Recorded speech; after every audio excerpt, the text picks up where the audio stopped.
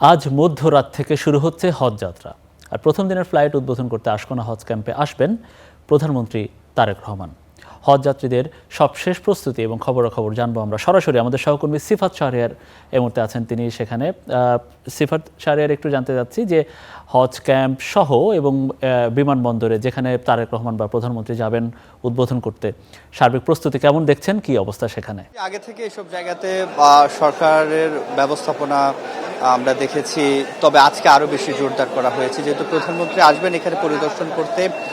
প্রথমবারের মতো তারেক রহমান এই হজ ক্যাম্পে হাজিদেরকে এখানে যে ব্যবস্থাপনা সেটি দেখার জন্য আসবে। এবং মনির, আজকে 419 জনকে নিয়ে প্রথম যে হজ ফ্লাইটটি, সে হজ ফ্লাইটটি ছেড়ে যাবে। তার জন্য আপনি দেখতে পাচ্ছেন যে আজকে যেহেতু শুধু আজকে রাতে মধ্যরাত থেকে, যেটি 18 তারিখ করে যাবে, 24টি ফ্লাইট ছেড়ে যাবে প্রথম দিন।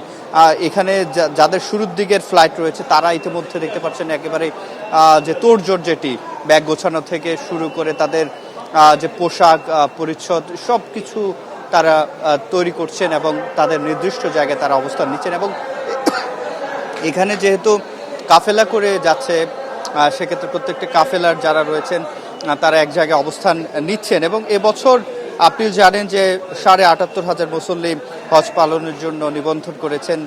সব ঠিক থাকলে তারা সবাই যাবেন এবং এর মধ্যে সরকারিভাবে ৪,৫৬৫ জন এবং বেসরকারি ব্যবস্থাপনায় ৭৩,০০০-এর বেশি মানুষ এবার যাচ্ছেন। এবং এই সব মিলিয়ে ২৬০টি যেহেতু ফ্লাইট এবার পরিচালিত হবে, সেই ফ্লাইটগুলোর মধ্যে প্রায় ৫০% যাত্রী বহন করবে বিমান বাংলাদেশ এয়ারলাইন্স। বাকি হজ যাত্রীদেরকে সৌদি এয়ারলাইন্স এবং অন্য আরেকটি এয়ারলাইন্স, 3টি এয়ারলাইন্স মিলে এই ৭৮,৫০০ যে হজ যাত্রী তাদেরকে নেওয়া হবে। এই হজ ক্যাম্পে 2 থেকে আড়াই ঘন্টা পরেই প্রধানমন্ত্রী এখানে আসবেন।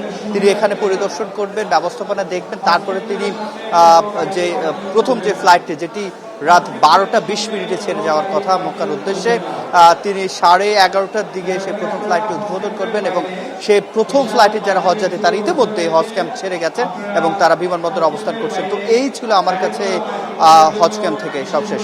নিশ্চয়ই সেই শুভক্ষণ আমরা আপনার মাধ্যমে দর্শকদের সরাসরি দেখাতে পারবো।